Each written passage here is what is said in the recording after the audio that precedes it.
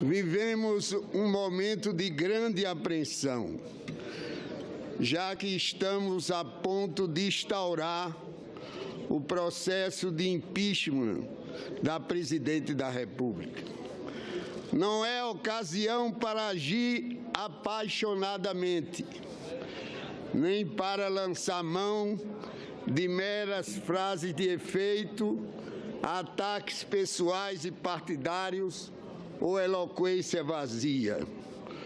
Objetividade e cautela é o que se espera de nós para decidirmos os rumos políticos da nação, com a consciência dos profundos e duradouros impactos que essa decisão terá para o Brasil. Não é nada produtivo apelar para o nós contra eles, ensejar um maniqueísmo que nada vai contribuir para que essa decisão seja uma decisão serena, seja uma decisão respeitada, seja uma decisão legítima. Nos últimos dias, assistimos a longas e exaustivas reuniões na comissão especial, durante as quais foram ouvidos juristas, mestres, procuradores, defensores, opositores do atual governo. Foram levantadas questões diversas e prestados esclarecimentos sobre muitos pontos relativos às denúncias que hoje pesam contra a senhora Presidente da República. Faço justiça, senhor Presidente Renan Calheiros. Isso que eu adverti no início realmente não está acontecendo nesse plenário. Esse plenário hoje está voltado para o exame sereno do que iremos decidir. Por que, senhor presidente? Porque, na verdade, nesse primeiro momento de deliberação do Senado Federal, quando, por força da Constituição e da lei, vamos aceitar ou rejeitar, em termos ainda preliminares, a acusação que nos chega da Câmara dos Deputados contra a Presidente da República. E quero dizer que acolho o minucioso parecer do senador Antônio Anastasia, proferido na comissão especial, e voto pelo prosseguimento do processo por crime de responsabilidade. Penso, senhor presidente, haver consistentes indícios de atos da Presidenta da República que atentam e que atentaram contra a Constituição. E o crime de responsabilidade nada mais é do que um atentado à Constituição, conforme está dito no seu artigo 85. A Presidente da República atentou contra a Constituição porque violou as prerrogativas do Legislativo, no caso da abertura de créditos suplementares sem autorização do Congresso Nacional, e desrespeitou a lei orçamentária e a legislação do controle fiscal.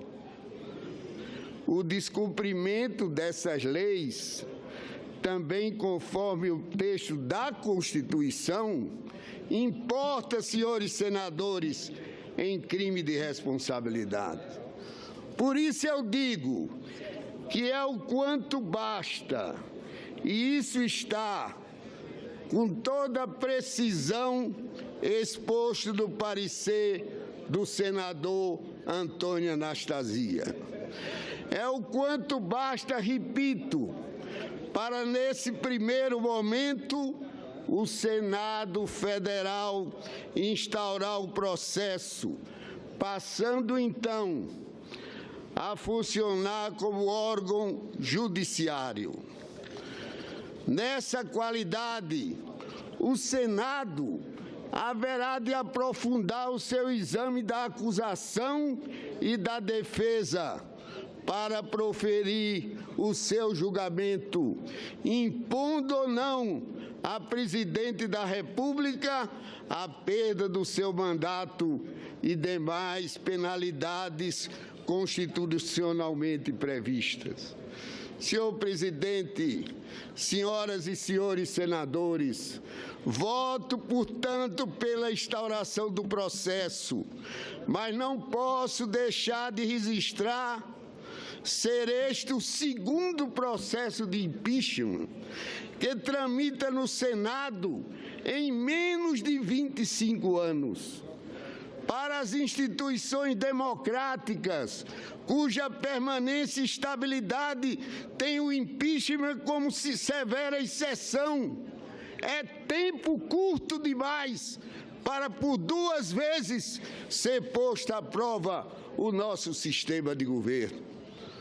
O nosso presidencialismo, devemos dizer isso bem claramente, o nosso presidencialismo herdado das instituições norte-americanas na fundação da República tem dado provas, senhores senadores, de não se haver adaptado aos trópicos políticos brasileiros. Em rápida síntese, se na República Velha foi causa constante de violência política, com derramamento de sangue e graves retrocessos, agora parece que, para persistir em seus estertores de agonia, tem gerado, senhores senadores, o véu da corrupção, com que se financiam em perverso círculo vicioso sua manutenção, desde as campanhas eleitorais até a formação de coalizões partidárias no Congresso. Senhor presidente Renan Calheiros, posso dar o meu testemunho, pois acredito que nesse plenário apenas eu, o senador Raimundo Lira, se eu não me engano, participamos dos 2 impeachments. Senador, perdoe-me, o senador Fernando Bezerra, o de 92 e o atual. Creio ser chegada a hora de rapidamente afastar do trauma, porque não deixa de ser traumático, que certamente nossa decisão de hoje vai gerar, debruçar-se o Senado, o Congresso e toda a sociedade sobre as causas dessa anomalia que hoje estamos vivendo, para de vez erradicá-la na vida nacional. O senador Renan Calheiros deu uma entrevista hoje patenteando a necessidade de uma reforma política profunda. Eu penso, como Vossa Excelência e como tantos outros senadores, que nós devemos começar essa reforma, inclusive pela reforma partidária. Essa sim apresenta-se como mais urgente. Os atos da Presidenta da República, que hoje estamos começando a julgar, não são graves em si como violadores da Constituição e da lei, mas refletem uma realidade mais assustadora como ameaça à democracia, o início de sua prática. Que me perdoe os companheiros do Partido dos Trabalhadores, o início de sua prática se deu para conquistar a reeleição e manter aparente apoio no Congresso, às custas da desordem nas contas públicas dolorosamente assumida e destruição das bases da economia nacional. Vai daí, senhor presidente, senhoras e senhores senadores, não ser excessivo afirmar que se essa prática política que outrora derramou sangue dos brasileiros, agora amargura os lares com o desemprego, gerando carências de toda ordem, fechando pequenas lojas, indústrias, afoguetando os investimentos e, sobretudo, inoculando desalento. Isso é o que é mais grave, inoculando o desalento e a desesperança no coração e na alma dos mesmos brasileiros. Faço essas considerações com a autenticidade de quem foi ministro de Estado da presidenta Dilma Rousseff por 4 anos, à frente da pasta da Previdência Social. Cumpri ali uma missão partidária, missão que não busquei, mas que me foi delegada por meu partido, o PMDB, com o apoio da bancada no Senado.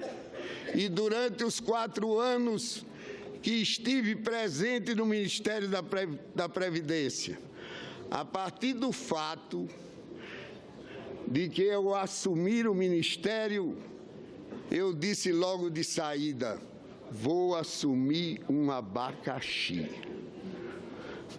E esse abacaxi permanece.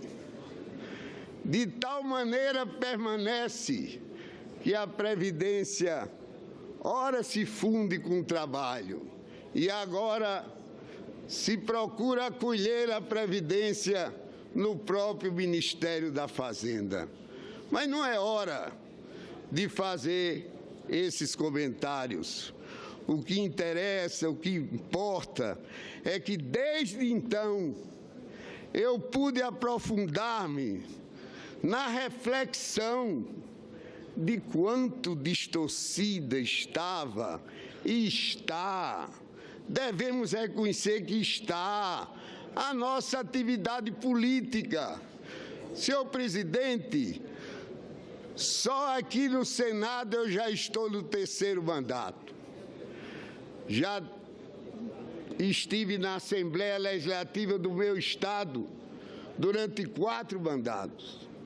Depois fui guindado na primeira eleição democrática para prefeito da capital, após 20 anos de prefeitos nomeados, fui eleito prefeito. Depois vim para o Senado, depois retornei para o governo do estado. Isso me dá a oportunidade de fazer essa reflexão de quanto, eu repito, estamos enfrentando distorções no que toca à atividade política. Senhor presidente, clamando por essa reforma radical, que mude hábitos, que mude costumes, que mude práticas, mas não se faça com remendos. As últimas reformas políticas não passaram de meros remendos na nossa legislação. Não podemos perder as oportunidades que já se perderam.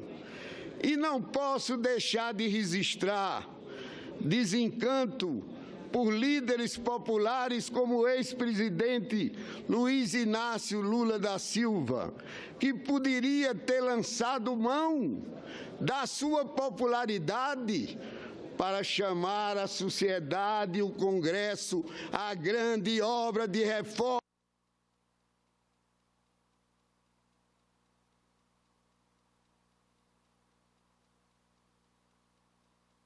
Ao tempo que me foi destinado e peço a Deus que ilumine o vice-presidente Michel Temer para que ele, no seu eventual governo, possa abrir uma perspectiva inovadora para o nosso país. Muito obrigado.